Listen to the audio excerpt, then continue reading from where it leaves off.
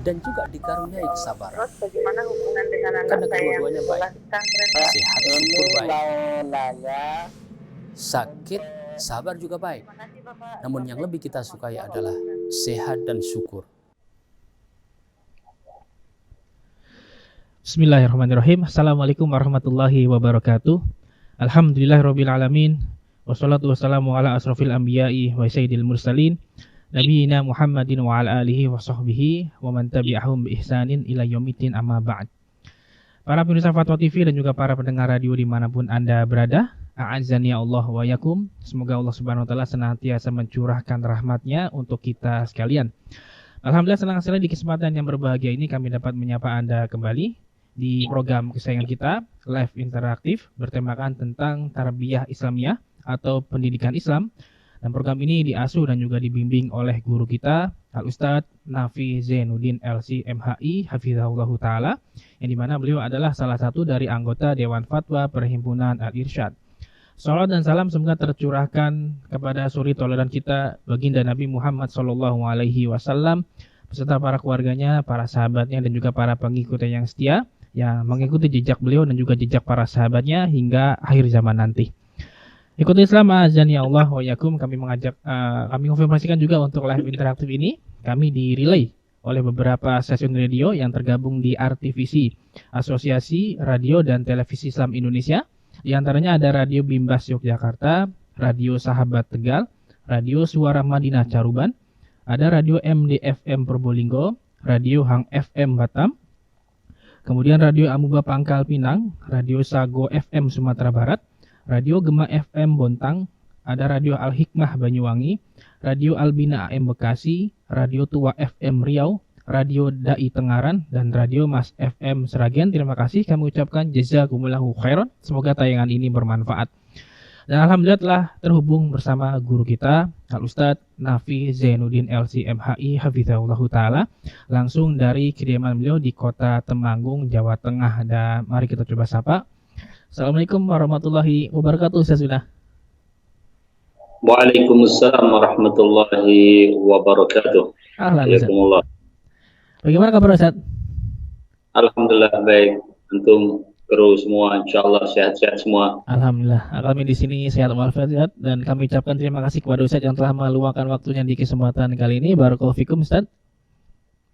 Wafikum barakallahu hayakumullah. Nah, ikuti Islam azan ya Allah wa yakum. Kami mengajak Anda untuk berpartisipasi. Silakan jika Anda ingin mengajukan pertanyaan pada Ustadz, Anda bisa menghubungi layanan telepon kami di nomor 021 2123 2333, atau juga Anda bisa mengirimkan melalui website kami di www.dewanfatwa.com. Dan kepada Ustadz mohon izin, bisa kita langsung bacakan pertanyaan yang sudah masuk di kesempatan kali ini Ustadz. Bismillah ta'ala. Nah, kita bacakan pertanyaan pertama. Ini dari Meila di kota Tasikmalaya, Jawa Barat. Bismillah. Assalamualaikum warahmatullahi wabarakatuh. Izin bertanya Ustadz, apakah diperbolehkan membaca Al-Quran sambil menyetel murotal Al-Quran atau mendengarkannya Ustadz? Jadi misalnya kita menyetel murotal Al-Quran di ruangan tengah rumah, tujuannya supaya tidak sepi dan dapat didengar. Sedangkan kita membaca Al-Qur'annya di dalam kamar Ustaz. Mohon nasihatnya Ustaz. Barakallahu fikum. Nah. Alhamdulillahi wahdah wa nusalli wa nusallim ala man la nabiyya ba'dah wa ala alihi wa ashabihi wa man tabi'a bihuda ila yauminal qiyamah. Pertanyaan dari saudara kita berkaitan dengan menyetel murattal di satu ruangan dan beliau berada di ruangan lain membaca Al-Quran. Ya. Yang ditanyakan adalah kaitannya dengan menyetel Al-Quran di ruangan tersebut. Ya. Secara umum Allah Ta'ala alam, ya, karena tidak ada suara-suara yang lain atau karena sepi dalam arti memang tidak ada suara-suara yang sedang diaktifkan ya dalam satu ruangan kemudian diputar suara Al-Quran, maka boleh dan insya Allah baik ya. Adapun seorang misalnya merasa sepi, kemudian ada rasa khawatir, ya, ada rasa kurang eh, baik perasaannya dengan sebab sepi tersebut, kalau yang bersangkutan, penanya ataupun siapapun sebagai seorang muslim, ya, kemudian mencukupkan dengan membaca Al-Quran, dengan berdoa kepada Allah Subhanahu wa Ta'ala untuk menghilangkan rasa khawatir, rasa takut, itu sudah cukup, ya. Karena kalam Allah Subhanahu wa Ta'ala yang kita baca, ya, adalah satu di antara yang kita dapatkan dari berita Nabi Shallallahu Alaihi Wasallam. Ya, apabila kita berada di satu tempat, ya, kemudian kita mempunyai rasa khawatir, ada rasa seperti ketakutan dan sejenisnya, maka berdoa dengan mengucapkan a'udzu bikalimatillahi tammat min syarri ma khalaq. Ya. Tapi kalau dirinya misalnya menyetel atau memutar Al-Quran, ya, kemudian sibuk dengan yang lainnya, ya, sementara dia memang telah memutarnya, maka yang seperti itu kata para ulama tidak seharusnya dilakukan.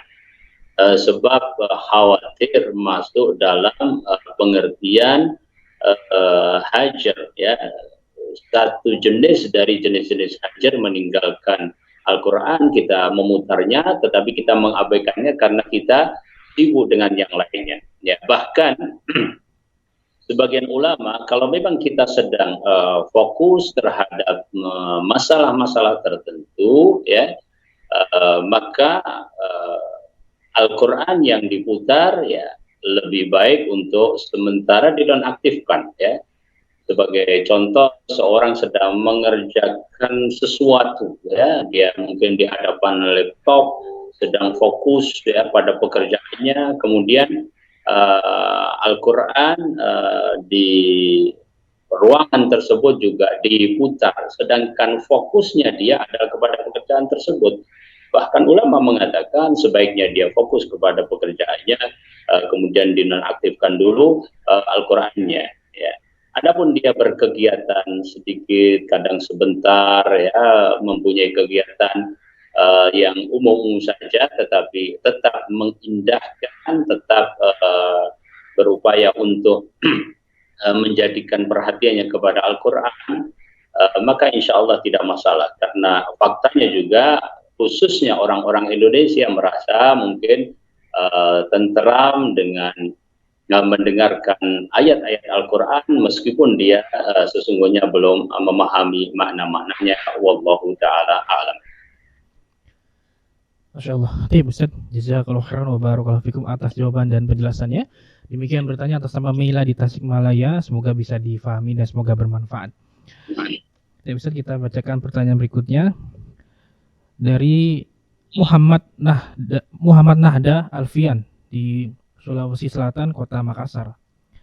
Assalamualaikum, semoga tim Fatwa TV dan Ustadz dirahmati oleh Allah Subhanahu wa Ta'ala. Allahumma amin.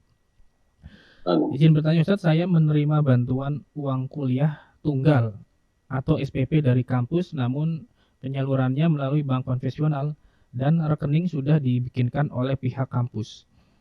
Sebenarnya saya tidak butuh bantuan dana tersebut, Ustadz, karena alhamdulillah orang tua saya yang mencukupi uang kuliah saya. Yang ingin saya tanyakan, apakah bantuan ini boleh saya ambil atau tidak, ya Ustadz? Mohon nasihatnya, barakallahu fikum. Alhamdulillahirabbil alamin wa nusalli wa nusallim ala khairi al-bashari wal mursalin. Pemirsa yang dirahmati Allah, pertanyaan tentang sebuah pemberian, ya, dan dilewatkan melalui sebuah bank konvensional, ya.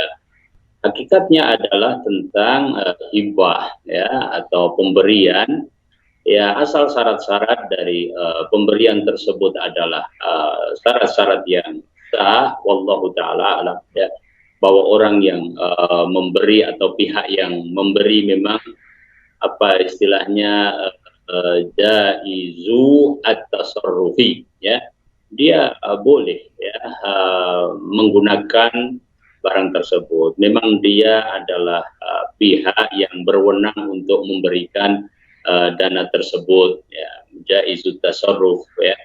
Kemudian juga diberikan dalam jumlah yang sudah jelas, ya. Artinya mal pemberian tersebut adalah mal yang maklum, yang jelas, ya. Tadi misalnya dalam bentuk SPP jumlahnya jelas, ya, ketentuannya jelas, ya. Kemudian itu memang pemberian tanpa imbalan balik, ya, dari yang diberi atau yang menerima. Memang itu yang zahir dari pertanyaannya adalah hibah, ya. Maka hibah dengan gambaran tersebut, dengan surah dimaksud, yaitu dengan penjelasan yang disampaikan, wallahu ta'ala alam, adalah hibah yang boleh-boleh saja, ya, dan bisa diterima. Adapun misalnya dilewatkan melalui bank konvensional, ya, yang diyakini bahwa itu adalah haram, maka itu hanya wasilah untuk sampai kepada dia, untuk lewat, untuk sebagai alat transfer saja, ya. Wallahu ta'ala alam. Maka dalam hal ini secara umum boleh bagi dia untuk menerimanya, dan semoga baik yang memberi ataupun yang menerima mempunyai niat-niat untuk bekerja sama dalam kebaikan, sehingga Allah Subhanahu wa ta'ala memberikan pahala kepada semuanya. Wallahu ta'ala. Nah, Ustaz, Masya Allah, jazakallahu khairan wa barakallahu fikum atas jawaban yang disampaikan, Ustaz. Semoga Allah Subhanahu wa ta'ala senantiasa memberikan kekuatan untuk kita untuk bisa beramal soleh. Baik, kita bacakan pertanyaan berikutnya dari Dwi Apriliani di Sumatera Selatan, Kota Palembang. Assalamualaikum Ustaz, izin bertanya. Ana adalah lulusan dari sebuah pondok pesantren di kota Ana pada jenjang tadribud du'at. Ana sudah banyak belajar kitab bahasa Arab, nahnu, dan kitab-kitab lainnya yang berbahasa Arab, Ustaz. Sekarang ini Ana masih bingung. Basic memang sudah ada. Bagaimana belajar bahasa Arab untuk upgrade kitab-kitab Ana yang dulu dan belajar ilmu agama setelah lulus ini, ya Ustaz? Mohon nasihatnya Ustaz, mohon sarannya juga, barakallahu fikum. Fikum barakallah. Alhamdulillahi rabbil alamin, wa nusalli wa nusallim ala sayyidil awwalin wal akhirin. Pertanyaan dari saudara kita tentang apa yang harus dilakukan, bagaimana harus upgrade atau update terhadap ilmu dasar yang berkaitan dengan bahasa Arab, yang berkaitan dengan dasar-dasar keislaman, ya. Semoga Allah Subhanahu wa ta'ala senantiasa memberikan barakah, taufik, dan juga kemudahan-kemudahan untuk ilmu dan amal. Yang pertama, nasihat kami adalah pelajari Al-Quran, ya. Karena para ulama ketika mereka ditanya tentang bagaimana seorang talibul ilm memulai, ya, khususnya ketika sudah dari masa kecil dia memulai, maka dimulai dengan Al-Quran. Bahkan di masa-masa itu sebagian ulama mengatakan untuk tidak disibukkan dengan bahkan hadis atau perkara-perkara yang lain. Jadi membaca Al-Quran dengan baik, ya, menghafal Al-Quran dengan baik, ya. Semoga Allah Subhanahu wa ta'ala memudahkan untuk bisa melaksanakannya. Alhamdulillah saat ini, ya, benarnya sudah mempunyai basic bahasa Arab. Artinya untuk menghafal Al-Quran insya Allah menjadi lebih mudah dan lebih gampang. Terus selanjutnya bagaimana? Ya, kita tidak diperintahkan kecuali untuk selalu menambah ilmu dan amal, ya. Yaitu bahwasanya Rasul Shallallahu Alaihi Wasallam diperintahkan untuk berdoa, meminta kepada Allah, Rabbi zidni ilma, wahai Rabbku tambahkanlah kepadaku ilmu. Dan tentu ilmu yang bermanfaat adalah ilmu yang kita amalkan. Al-Imam Ibnul Qayyim rahimahullahu ta'ala mengatakan al-ilmu wal-amalu tawma'an ummuhuma uluwu al-himmah. Ilmu dan amal itu adalah seperti dua saudara kembar, ya. Ibu keduanya adalah ketinggian cita atau ketinggian semangat, ya. Jadi semoga Allah Subhanahu wa taala berikan terus untuk menambah ilmu tersebut, ya.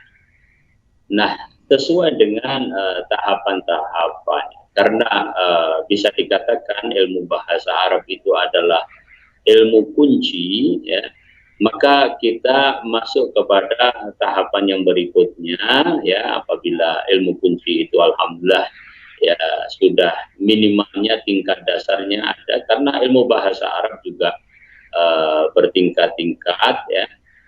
Tetapi tentu kalau kita berikan skala prioritas, ya, setelah itu kita memperdalam ilmu-ilmu agama itu, ya, dari ilmu yang paling penting, ya, karena ilmu itu banyak, ya. Sebagaimana dikatakan oleh salah seorang sahabat, beliau adalah Salman Al-Farisi radhiyallahu taala anhu. Al-ilmu kathir wal umru qasir, fakhud ma tahtaju ilaihi. Ilmu itu banyak, ya, usia itu pendek, maka raihlah apa yang engkau butuhkan, ya. Jadi mulai dari ilmu akidah misalnya, juga ada marhalah-marhalahnya, ada tahapan-tahapannya. Kalau bisa, kalau memang sudah punya kemampuan bahasa Arab, ya, menghafalkan matan-matan yang ringkas, ya, matan-matan ilmiah, mutun ilmiah, kemudian setelah itu masuk ke dalam syarahnya, ya. Sebagai contoh misalnya ada matan usulus salasah misalnya, ya. Kemudian setelah matan itu dibaca berulang-ulang sampai alhamdulillah misalnya bisa hafal, kemudian pelajari syarahnya, ya. Nah, dengan demikian maka kita melakukan tahapan yang benar. Contoh lagi misalnya dalam masalah fikih misalnya, ya, menghafalkan hadis-hadis yang ada di Bulughul Maram misalnya. Kemudian kita masuk ke dalam arahnya, ya, penjelasan di kalangan para ulama, ya. Begitu terus bertahap menuntut ilmu, ya, dari matan yang singkat-singkat kepada syarah penjelasan para ulama, ya. Dan pada waktu yang sama berarti kita sedang mengasah bahasa Arab kita. Bahasa Arab itu juga sangat luas, ya, sangat banyak, ya, dan semakin kita membaca, belajar, ya, nampak semakin kita itu memang masih sangat jauh dari banyaknya ilmu yang ditulis, yang disampaikan oleh para ulama, ya. Atau kalau misalnya mempunyai kecenderungan tertentu, ya, maka bisa melakukan, ya, setelah itu dasar-dasar dapat diraih, maka ke takhusus, yaitu spesialisasi. Kalau kecenderungan kita adalah misalnya akidah, maka kita membaca buku-buku akidah lebih banyak daripada yang lainnya, ya.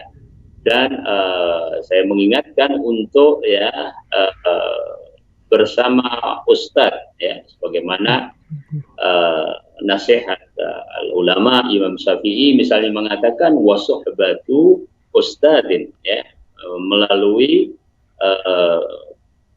pembelajaran bersama seorang guru, ya.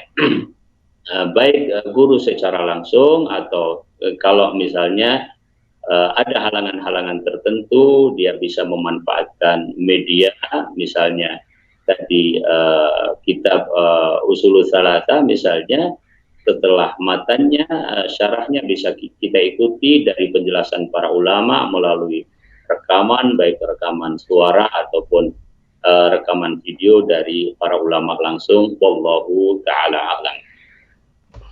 Baik, Ustaz, jazakallahu khairan atas jawaban yang disampaikan. Demikian bertanya atas nama Dwi Apriani di Kota Palembang. Semoga bisa difahami dan semoga Allah Subhanahu wa taala senantiasa memberikan ilmu yang bermanfaat untuk kita semua.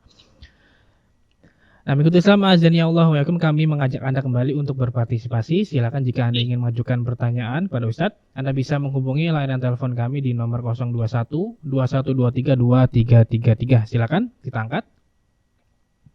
Fatwa TV, Assalamualaikum. Ya, Ya, dengan siapa di mana? Pak Roni dari Jember. Oh, Fatoni di Jember, silakan. Ya. Pertanyaan pertama, Ustaz. Bagaimana cara kita mengobati hati yang keras, Ustaz? Bagaimana mengobati hati yang keras? Hati yang keras. Ya. Terus yang nomor 2, di sini itu kan kalau tadarus Al-Quran pada bulan puasa itu kan menggunakan mikrofon, Ustaz. Nah, pertanyaan saya, apakah itu bisa menjadi riya, Ustaz? Karena kan bisa didengar oleh semua orang. Tadabbur Al-Quran melalui speaker atau? Menggunakan mikrofon itu, Ustaz. Karena kan takutnya bisa riya. Kan didengar oleh semua orang itu, Ustaz. Bisa difahami, Ustaz, pertanyaan Ustaz? Yang kedua saya tidak dengar, Afwan. Tadabbur Al-Quran dengan melalui apa? Ahmad Fatoni, maaf. Bisa diulang kembali? Iya. Di sini kan kalau tadarus Al-Quran itu kan menggunakan mikrofon, Ustaz. Oh, mikrofon. Ya, mikrofon. Nah, jadi kan pertanyaan saya, apakah itu bisa riya? Karena kan didengar oleh semua orang itu, Ustaz. Baik. Ya. Baik, cukup ya? Cukup Ya. 2 ya. Baik, terima kasih sudah menelpon di Fatwa TV. Barakallahu fikum. Ya, Ustaz. 2 pertanyaan, Ustaz. Pertanyaan pertama tentang mengobati hati yang keras, Ustaz. Kiat-kiatnya, Ustaz. Alhamdulillahi wahdah wa nusalli wa nusallim ala man la nabiyya ba'dah. Ya, semoga Allah Subhanahu wa taala menambah semangat dan juga ijtihad kepada saudara kita yang bertanya tentang kerasnya hati, ya. Jadi Imam Ibnul Qayyim rahimahullahu taala menyebutkan hati itu ada 3, ya. Hati yang hidup, ya, hati yang mati, dan hati yang sakit, ya. Hati yang hidup adalah hati yang menerima Al-Quran dan terus menyirami kalbunya dengan Al-Quran, ya. Dan Allah Subhanahu wa taala menjanjikan untuk orang yang memenuhi panggilan Al-Quran, memenuhi panggilan iman yang dijelaskan di dalam Al-Quran, maka Allah akan berikan kepadanya kehidupan yang baik. Nah, adapun hati yang mayyit, ya, hati yang mati adalah hati orang kafir, ya, yang menolak Al-Quran, tidak mau menerima Al-Quran, ya. Kemudian hati yang ketiga adalah hati yang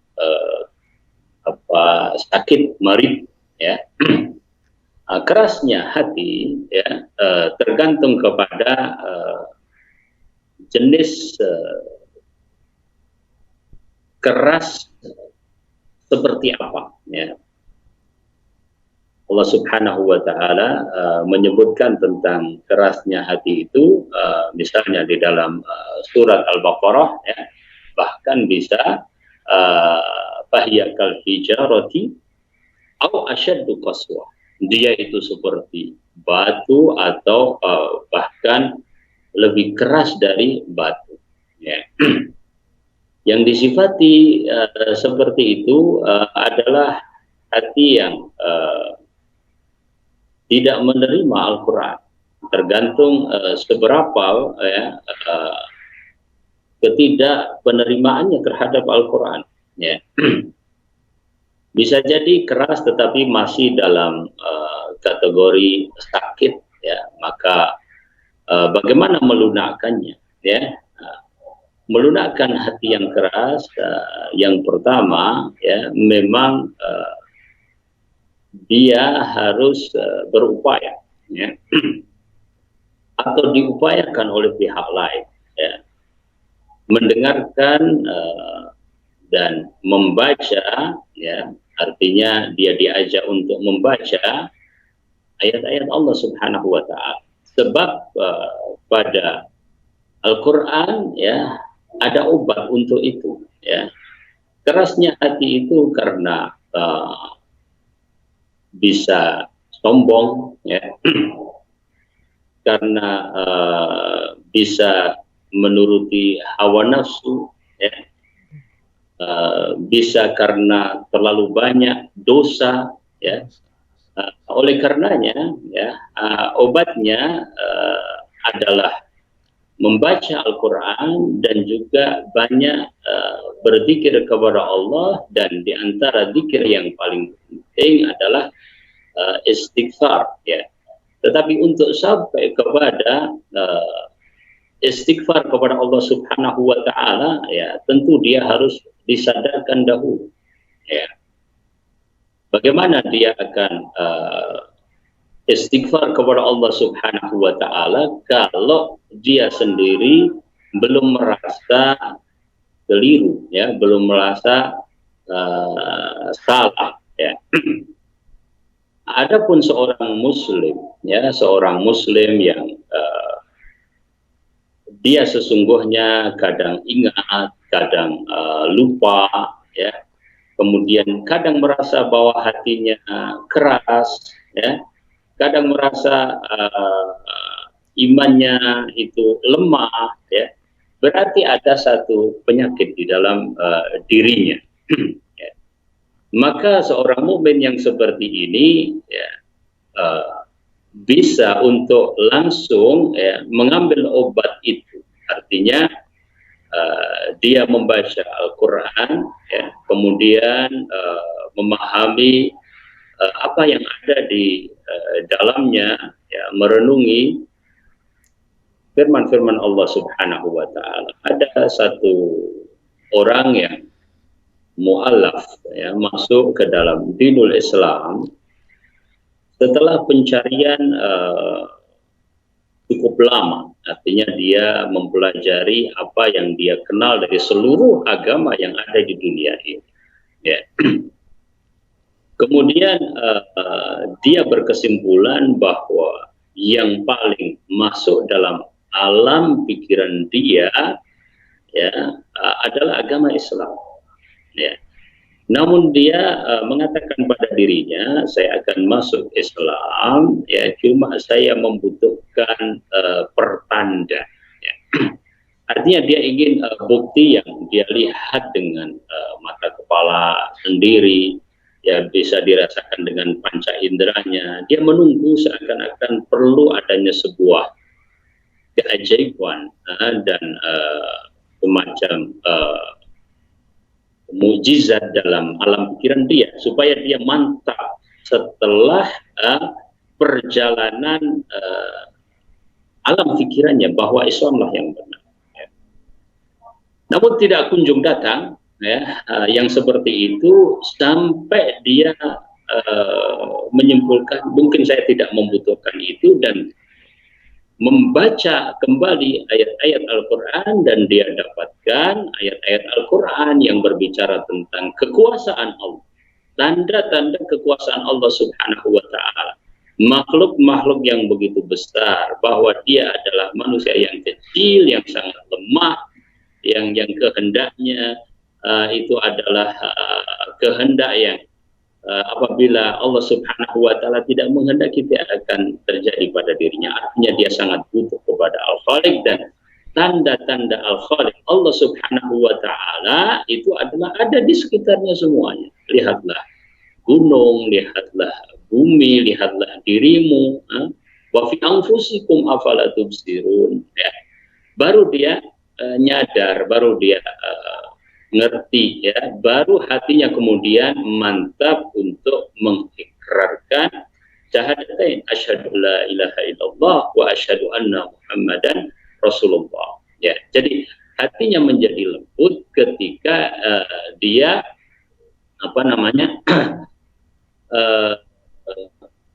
membaca Al-Quran dan memperhatikan bunyi ayatnya, makna ayatnya, ya. Kemudian yang kedua tadi saya sebut bahwa kerasnya hati disebabkan karena dosa, ya, karena kesalahan, ya. Maka bagaimana melembutkannya?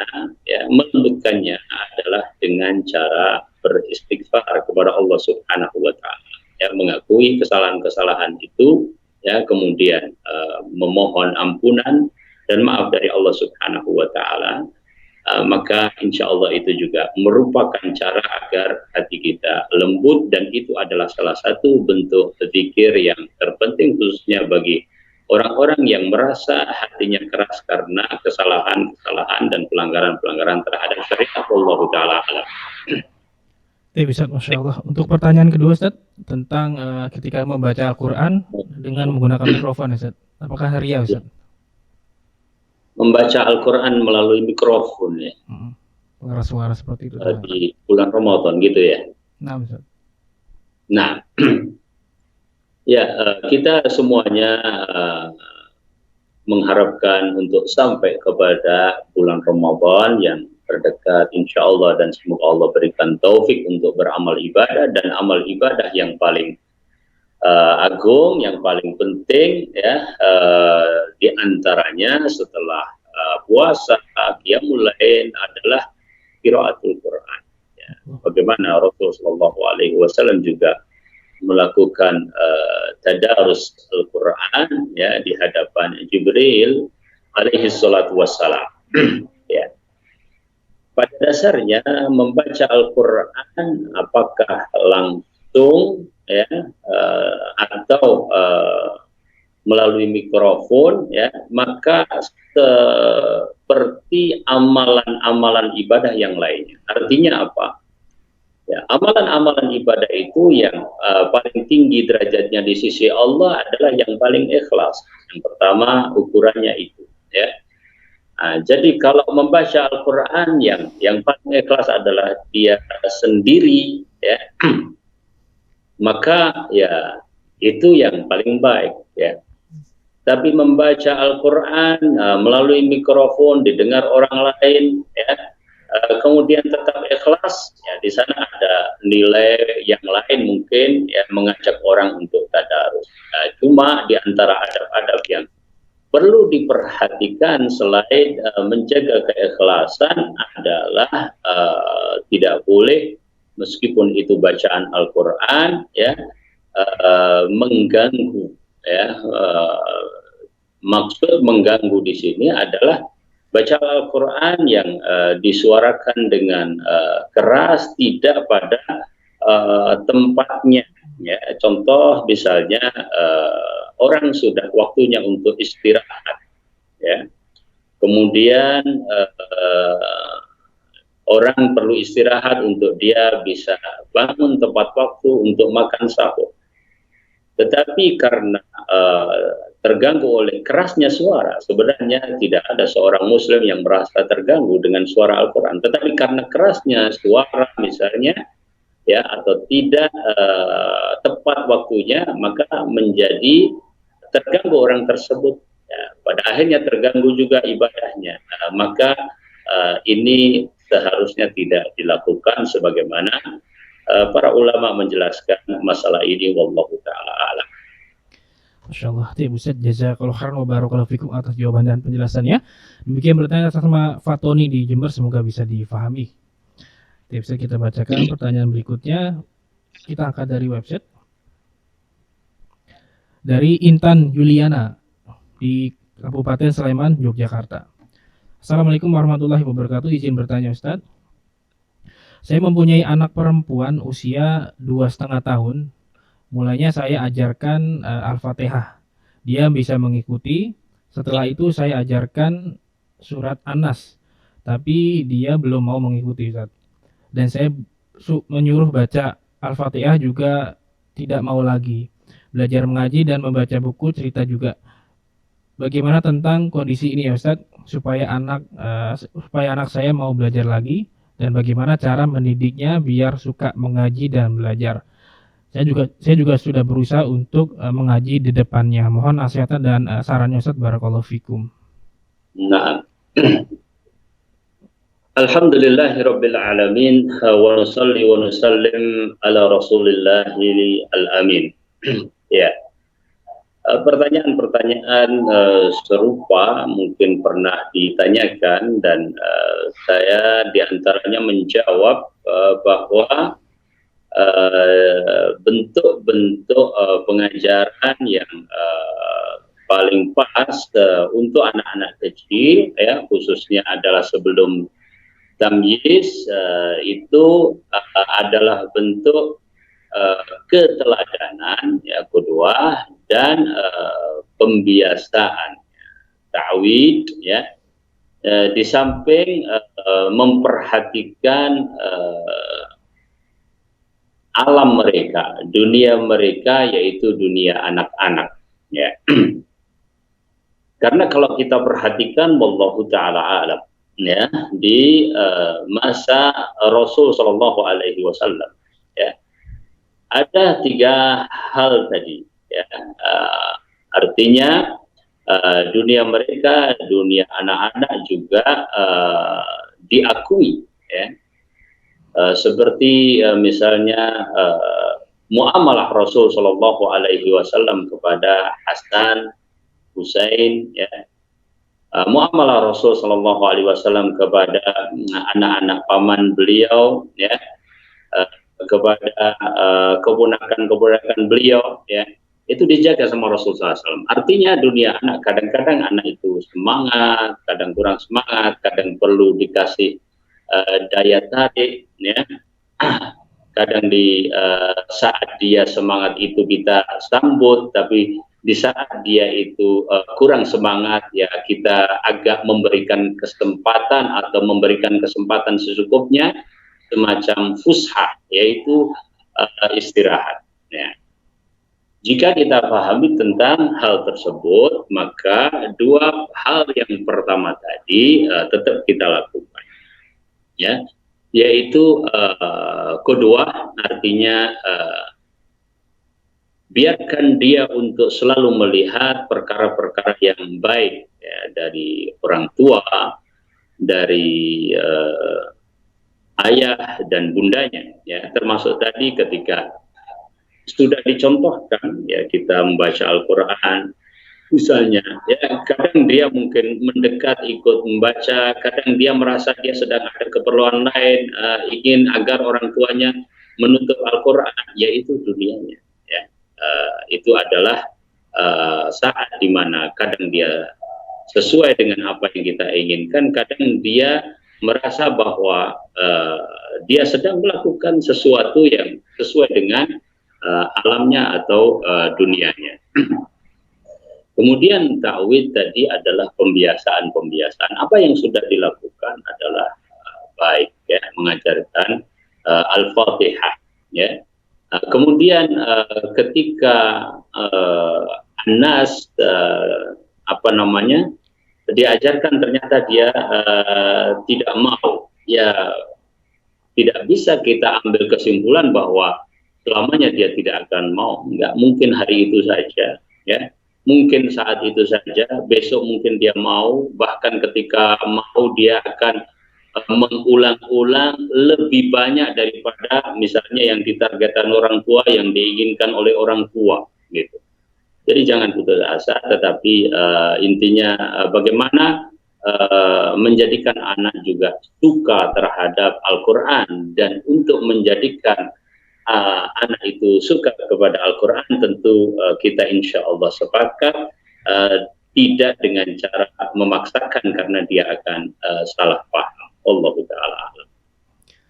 Insyaallah. Bisa jazakallahu khairan wa barakallahu fikum atas jawaban yang disampaikan. Demikian bertanya atas nama Intan Yuliana di Yogyakarta, semoga bisa difahami. Dan masih ada waktu, Ustaz, kita bacakan pertanyaan berikutnya. Kita angkat masih dari website. Dari Zahra Rahma di Jawa Barat, Kabupaten Bogor. Bismillah. Assalamualaikum warahmatullahi wabarakatuh. Izin bertanya, Ustaz. Bagaimana jika seorang wanita diminta foto oleh pihak sekolah dan wanita tersebut mengira foto itu dipakai untuk keperluan data pribadi, namun ternyata foto itu dipakai untuk brosur sekolah dan wanita tersebut sama sekali tidak tahu soal ini? Apakah wanita tersebut berdosa karena foto wanita tersebut telah tersebar luas tanpa sepengetahuannya, dan apakah yang harus dilakukan wanita ini berikutnya, Ustaz? Mohon nasihatnya, Ustaz. Barakallahu fikum. Alhamdulillahirabbil alamin wa nusalli wa nusallim ala sayyidil awwalin wal akhirin. Ya. Pertanyaan dari saudara kita, ukhtuna fillah, ya, kaitannya dengan foto yang bersangkutan. Nah, yang pertama, seorang muslimah harus berusaha untuk menjaga diri sebagaimana Allah Subhanahu wa taala perintahkan. Dan ya, kita tahu juga di zaman Rasul Shallallahu alaihi wasallam bagaimana para wanita ini dijaga, seharusnya juga demikian kaum lelaki, ya, memberlakukan mereka. Ya, Allah Subhanahu wa taala berfirman, ya, fas'aluhunna min wara'i hijab. Ya, jadi ada satu majelis tanya jawab ilmiah kaitannya dengan agama terhadap istri-istri Nabi, yang mereka bertanya dari belakang hijab, ya. Atau berkaitan dengan perkara-perkara yang lain, yang jelas ada hijab penghalang. Artinya dijaga kehormatan para wanita.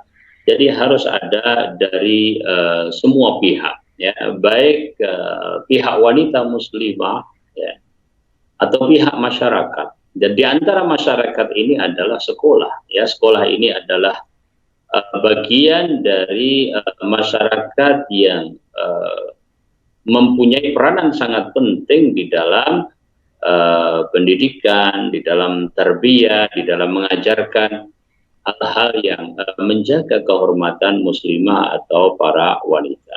Ya.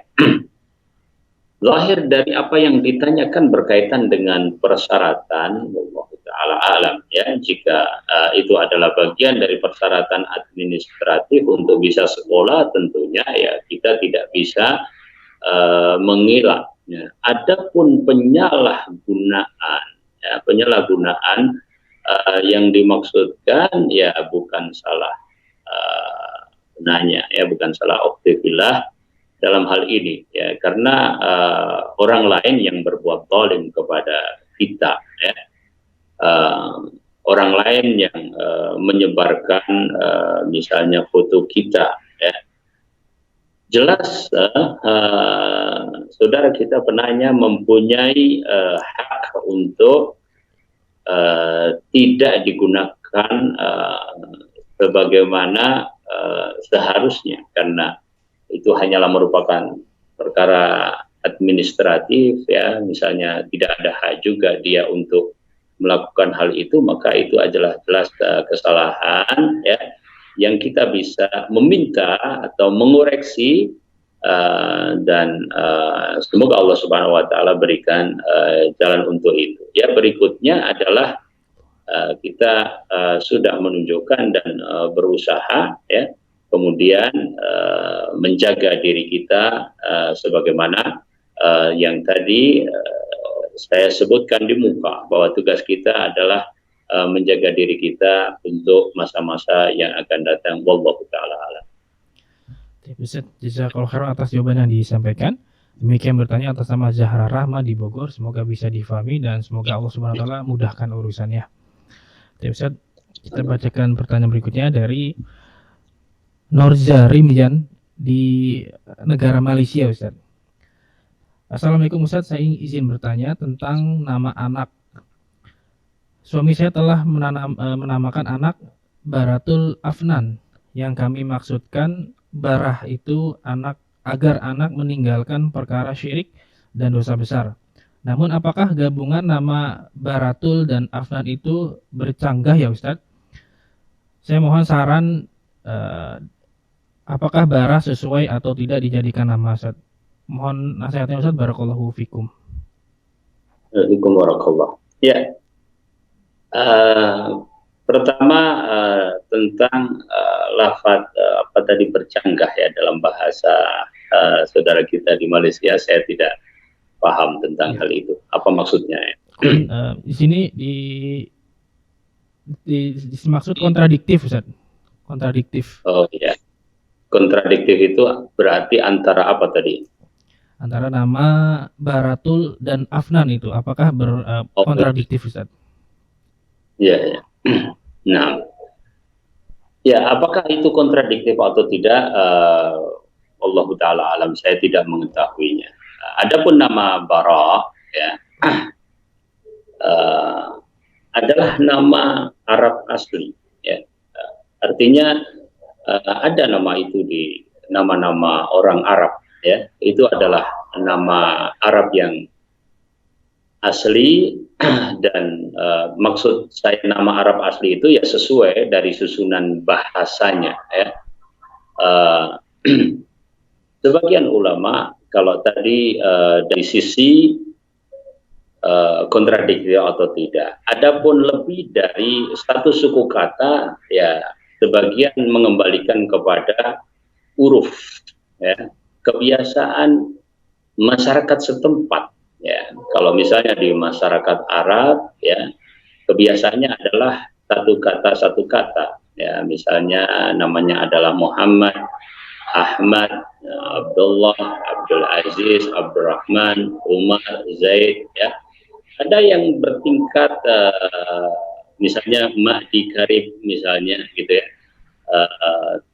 Tapi kalau kebiasaan kadang mungkin di Malaysia atau di Indonesia ya beberapa kata disambung. Sebagian ulama asal tidak melanggar ketentuan-ketentuan syar'i, misalnya nama yang terlarang ya, atau nama yang mengindikasikan ada penghambaan kepada selain Allah ya.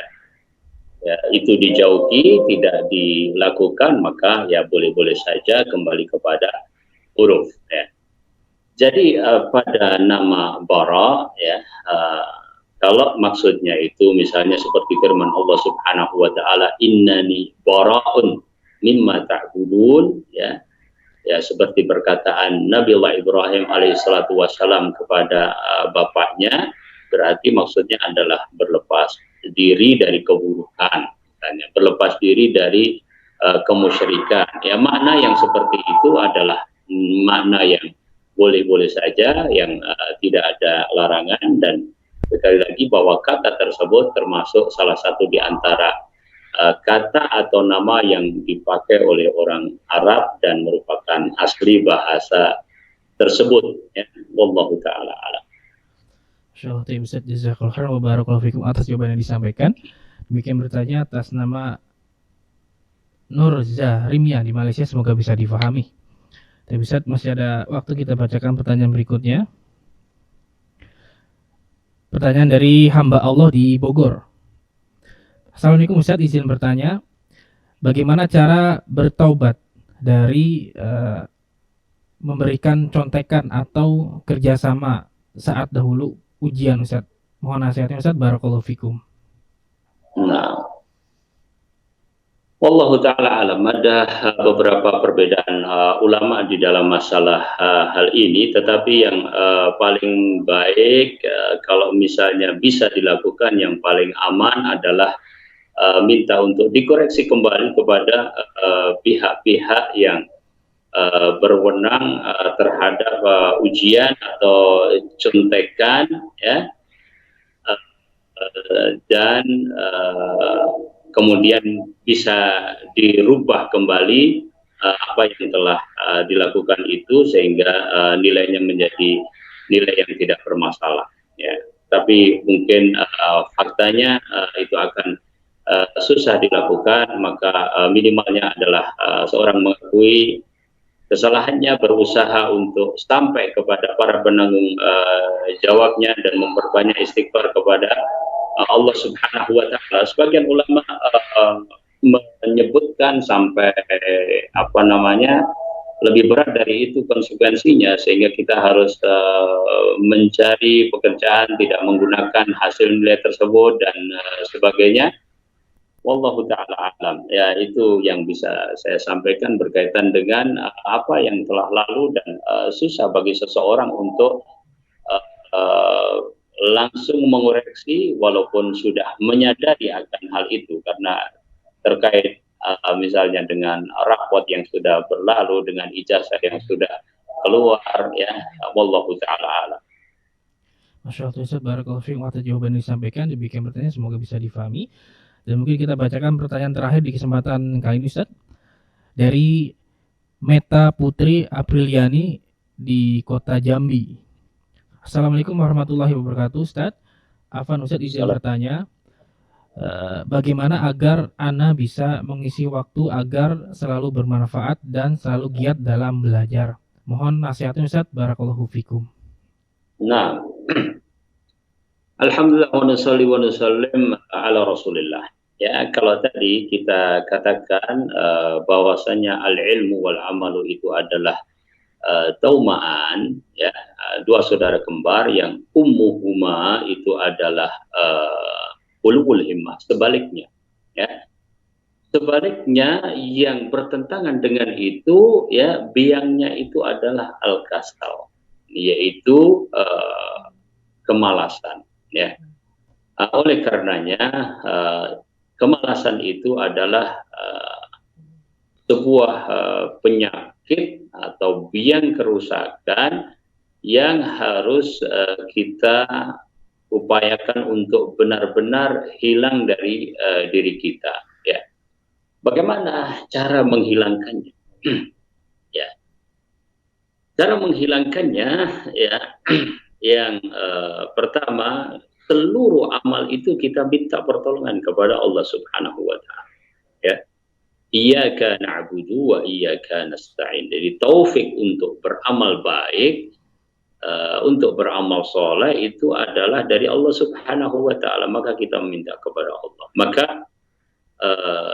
misalnya kita dapatkan di antaranya Syekh Abdul Razak, ya, bin Abdul Muhsin Al-Abbad hafizahullah ta'ala menyebutkan bahwa orang yang menjaga zikir, ya, menjaga zikir pagi dan petang, dan di zikir pagi, ya, kita berdoa untuk berlindung diri dari kemalasan, ya.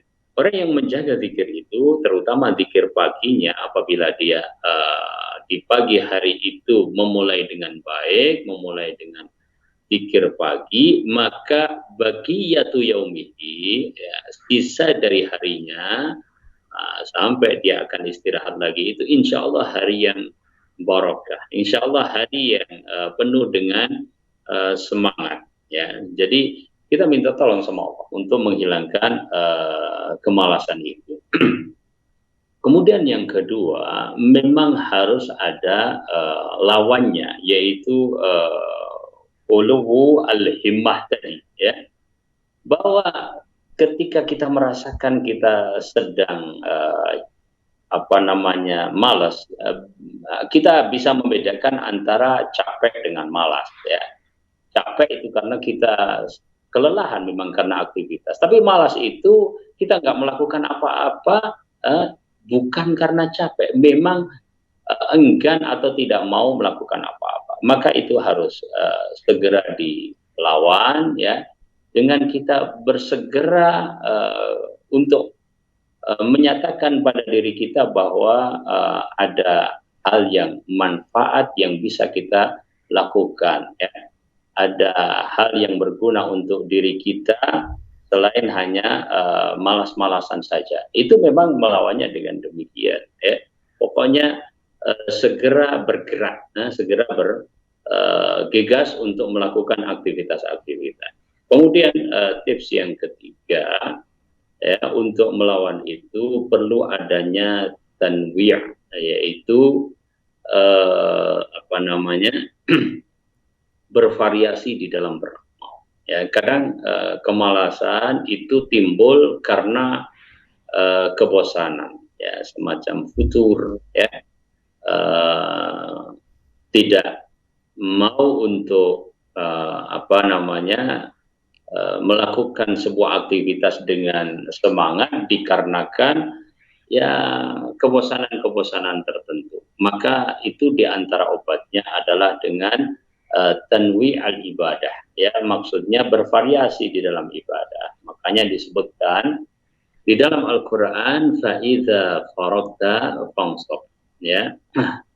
Apabila engkau selesai dari satu amal ibadah, maka lakukanlah amal ibadah yang lain. Sebagian ahli tafsir menjelaskan bahwa maksudnya di sini adalah amalan-amalan ibadah yang bermacam-macam.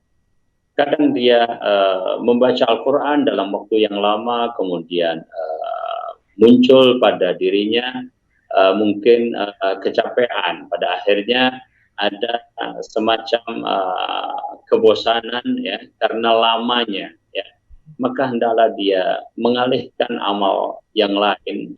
Contoh misalnya dia ganti dengan bersilaturahim, ya. Contoh habis itu dia ganti dengan dia membeli hadiah untuk saudaranya, ya.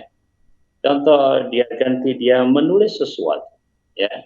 Contoh dia bisa ganti dengan membantu ibu di dapur, ya. Itu adalah tanwi al-ibadah, ya, sehingga kita berpindah dari satu amalan yang bermanfaat kepada amalan yang bermanfaat yang lainnya. Dan ingat bahwa apa yang kita lakukan kita akan saksikan pada hari kiamat, maka lakukanlah sesuatu yang pada hari kiamat kita senang melihatnya. Wallahu ta'ala a'lam. Masya Allah, Ibu Ustaz, jazakallahu khairan wa barakallahu fikum atas jawaban dan penjelasannya. Demikian bertanya, semoga bisa difahami. Dan tersebut adalah pertanyaan terakhir di kesempatan kali ini, Ustaz. Masya Allah, ada 8 pertanyaan, ada 9 pertanyaan di kesempatan kali ini sudah terjawab. Jazakallahu khairan Ustaz atas waktu dan ilmunya, Ustaz. Semoga Allah Subhanahu wa taala senantiasa menjaga Ustaz dan juga keluarga di sana. Allahumma amin. Barakallahu fikum. Taufik barakallah. Nah, mengikuti Islam ajani Allah wa yakum, demikian live interaktif pada hari ini. Semoga apa yang disampaikan Ustaz bisa menjadi tambahan ilmu yang bermanfaat untuk kita semua. Dan semoga Allah Subhanahu wa taala senantiasa memberikan kekuatan untuk kita untuk bisa senantiasa beramal soleh. Demikian kami kru yang bertugas mohon undur diri. Terima kasih atas partisipasinya. Mohon maaf bila ada kekurangan.